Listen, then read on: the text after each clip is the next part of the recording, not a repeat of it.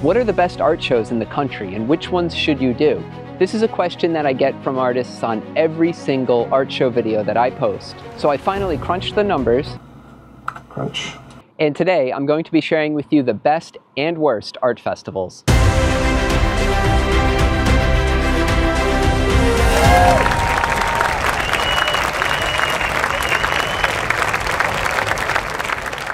Welcome. You can see it's a special occasion today because I'm dressed in my fanciest tuxedo here. Today I'm going to be giving out awards for the best and worst art festivals that I did last year. If you're new here, my name is Evan Reinheimer and I'm an artist. I travel the world using a traditional kite to lift my camera into the sky and take aerial photographs. I sell and exhibit my artwork primarily through outdoor fine art festivals like the ones I'm going to be discussing in this video. And if you're not new here, welcome back. I have 9 different categories that I'm going to be going through, giving an award for the best and worst in each category. I keep detailed records of every single show that I do, so I have all the data and information that I need to give out these awards and to make assessments about future shows that I may or may not want to do again. In 2023, I did 21 shows across 3 different states. This was a lot fewer shows and in a lot fewer areas than I typically do in a year. Some years I've done as many as 30 shows across 10 different states. But because I had that new baby last year, I tried to limit my traveling and time away from home, but all of this data is based on those 21 shows that I did in 2023. So let's get started with the first award for something I know that everyone wants to know about is which art show did you sell the most artwork at? Now, this isn't the show that I necessarily made the most money at. That's coming up later in the video. This is for the show that I sold the most individual pieces of art at. And that could be anything from a small print to a really large piece that goes on the wall. And the award for the art show where I sold the most amount of art in 2023 goes to the Main Street Fort Worth Arts Festival in Texas.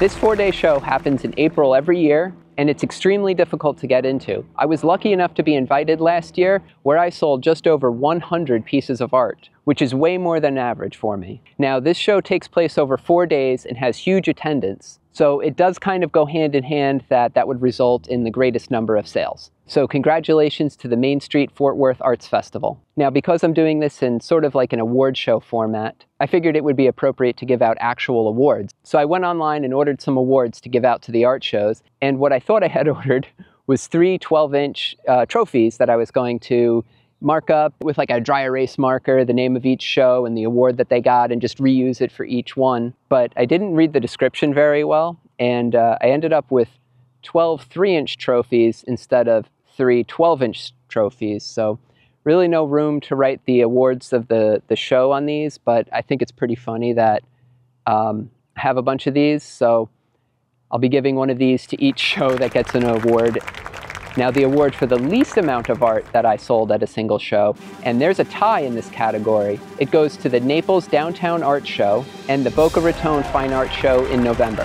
First off, let's talk about the Naples Downtown Art Show and why I sold only 7 pieces of art there. Unfortunately, a lot of things were working against myself and other artists that weekend in Naples. It ended up being extremely hot and humid. They had a brand new director of the show who had absolutely no experience running art shows, and that contributed to a lot of problems with the show. On top of it being the last in a very long run of winter shows that I did in Florida, and having a brand new baby at home. So I was exhausted for that weekend to begin with. So I only put partial blame on the art show. The rest of the blame goes right to me for having a poor show. Now, the Boca Raton art show that I did, that also tied for the award of least amount of art sold at a single show, is put on by Hotworks Events, and they put on smaller art shows around Florida and some other locations.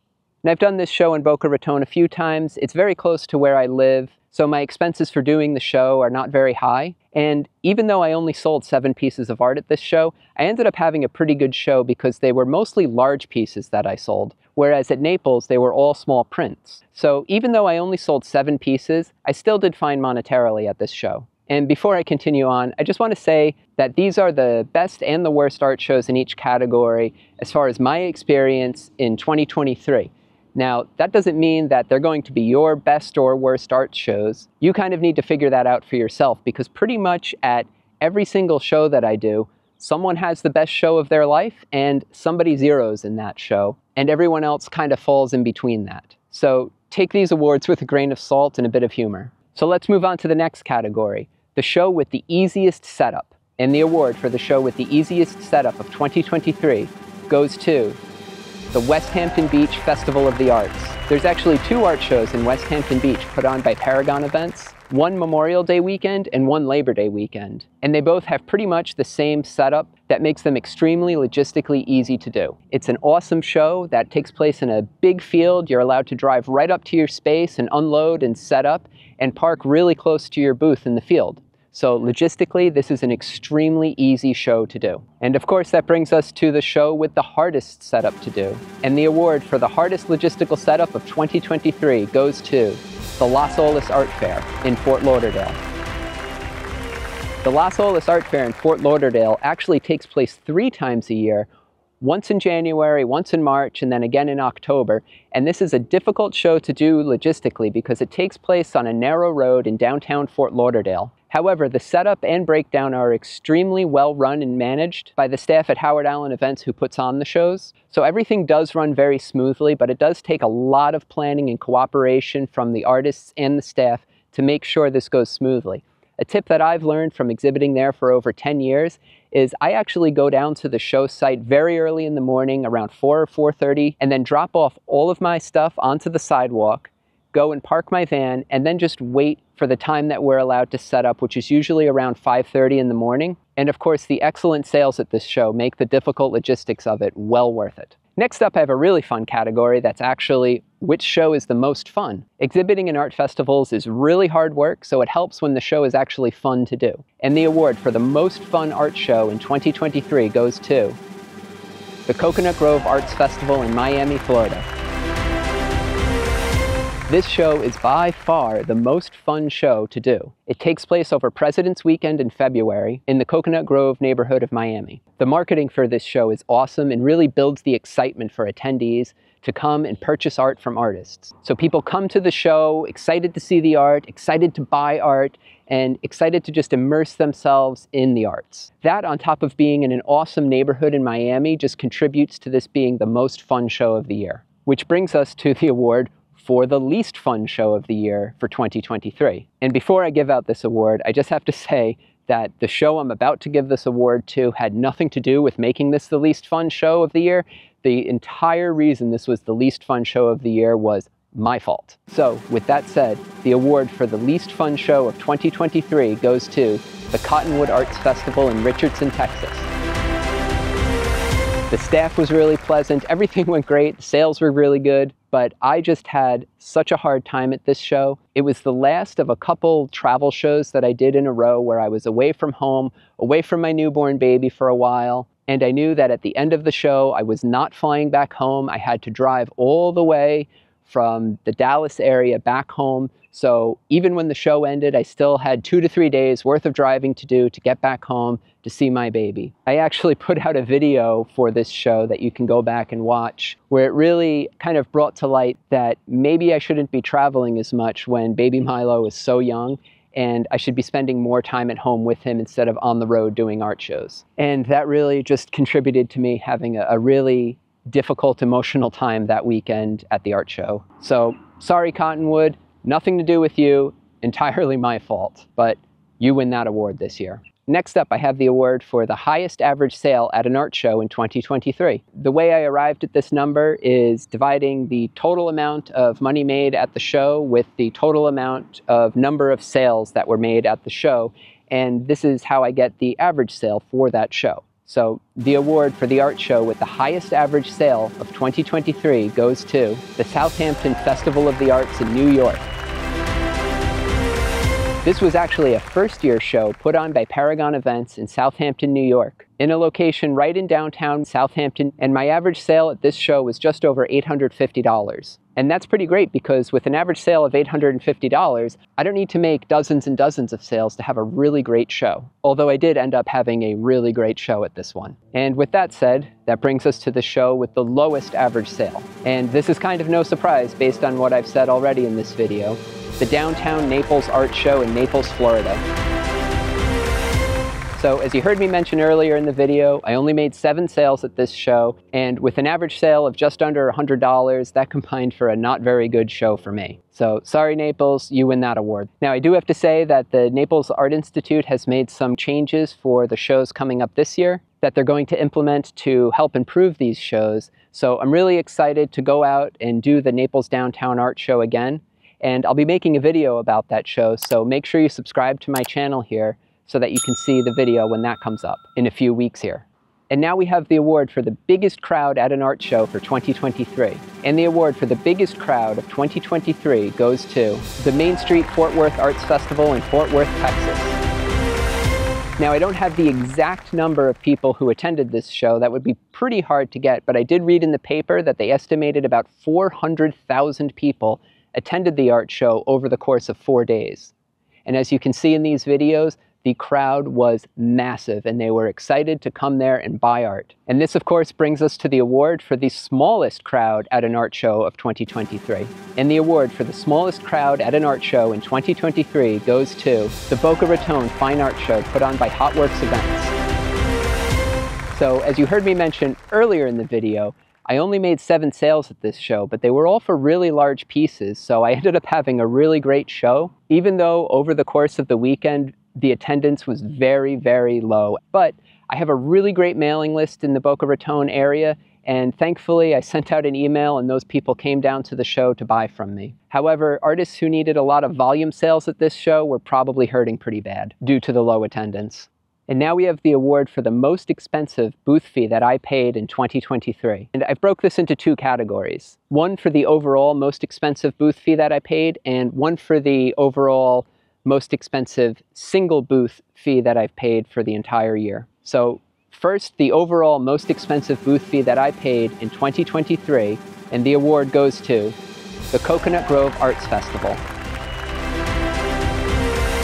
The attendance at the Coconut Grove Arts Festival is really big, and I wanted to show a lot of my big work there, so I bought a double booth space, which cost me $1,600. Expensive, but really well worth the investment for me. So let's get to the second part of this award. The award for the highest single booth fee that I paid in 2023 goes to the Main Street Fort Worth Arts Festival, which cost me a whopping $1,100 for a single 10x10 booth space with a corner. I believe a regular single booth space cost $950 at this show, and then I paid an extra $150 to have a corner space, bringing my total to $1,100. But again, really well worth the investment for a show of this high caliber. So the art shows that I do range in size from like these really big festival events to pretty small, just strictly art shows. So the award for the show that I did with the most amount of artists in 2023 goes to Art Fest by the Sea in Juno Beach, Florida.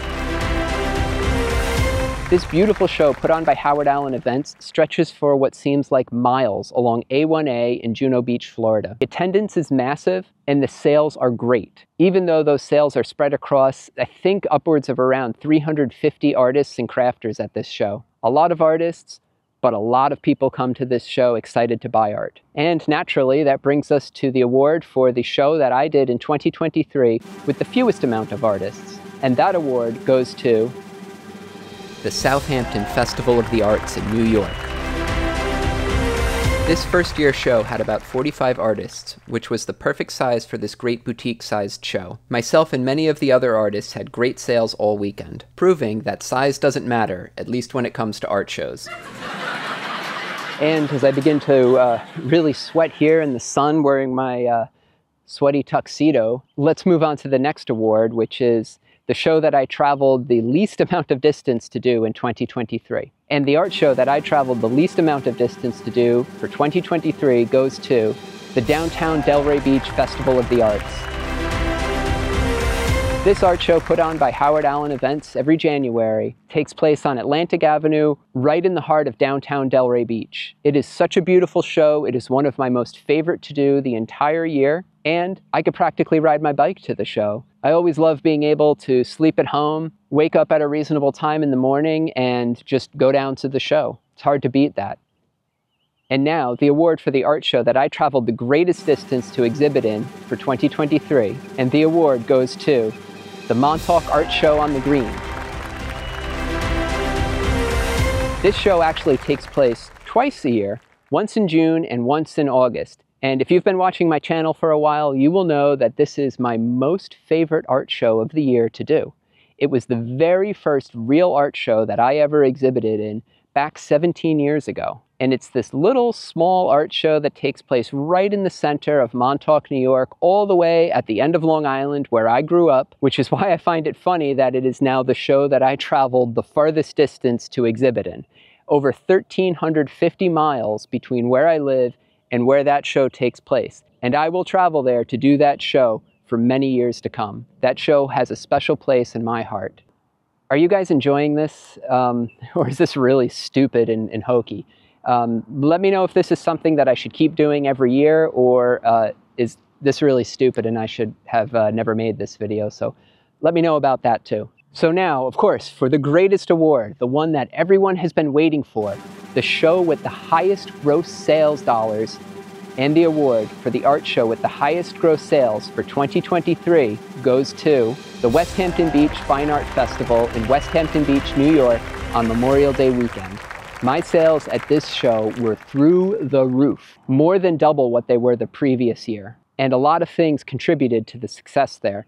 Great running of the show by Paragon Events, who puts it on, great advertising, a really nice, engaged crowd that was interested and excited to come there and buy art from artists. On top of that, I've been doing shows in the Hamptons for 17 years, and I've built up a huge email list in that time. So my email list combined with this awesome show resulted in, by far, my best show of the entire year last year. So thanks for sitting through this silly video that I did and putting up with my silly comical shirt that sounded like a really great idea. And now that I see myself on screen, feel like I kind of look like a bozo. But thanks for watching and sticking with this if you're still watching. Congratulations to all the shows on their awesome 3-inch statues that they'll be receiving in the mail next week. And yeah, if you're an artist watching this, why don't you let me know some of your best and worst shows over the past year down in the comments section. I've shared mine with you, now it's your turn to share with me. Thanks for watching.